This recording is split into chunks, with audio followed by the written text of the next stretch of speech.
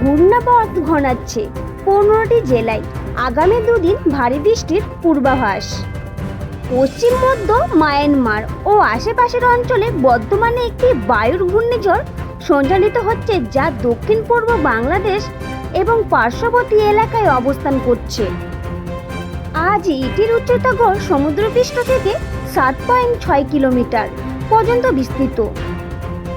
এর প্রভাবে আগামী 24 ঘন্টায় উপকূলীয় বাংলাদেশ ও পার্শ্ববর্তী এলাকায় একটি নিম্নচাপ এলাকার সৃষ্টি হওয়ার সম্ভাবনা রয়েছে। পরবর্তীতে এটি ধীরে ধীরে পশ্চিম উত্তর পশ্চিম দিকে অগ্রসর হতে পারে এবং পরবর্তী 48 ঘন্টায় উপকূলীয় পশ্চিমবঙ্গ ও তৎসংলগ্ন উত্তর পশ্চিম বঙ্গোপসাগরে একটি নিম্নচাপে ঘনীভূত হতে পারে।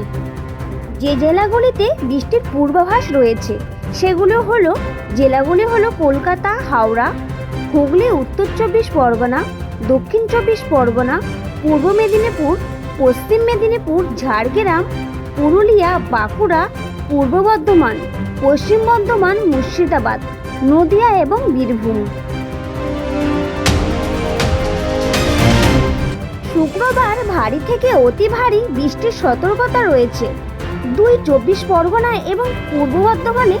ঝাড়গ্রাম, পুরুলিয়া, বাঁকুড়া, বীরভূমে ভারী বৃষ্টি হবে শনিবারও।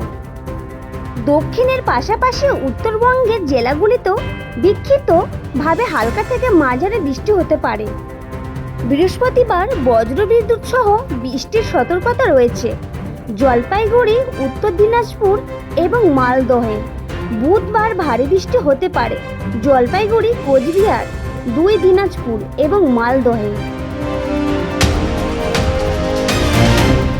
পাশাপাশি দিল্লি ও সংলগ্ন এলাকায় ভারী বৃষ্টির পূর্বাভাস দেওয়া হয়েছে। হরিয়ানা, চণ্ডীগড় সহ উত্তর পশ্চিম ভারতের সমতল এলাকায় ভারী থেকে অতি ভারী বৃষ্টি হতে পারে। বজ্রবিদ্যুৎ সহ বৃষ্টির সতর্কতা রয়েছে উত্তরপ্রদেশ, মধ্যপ্রদেশ, বিদর্ভ এবং ওড়িশার কিছু অংশে।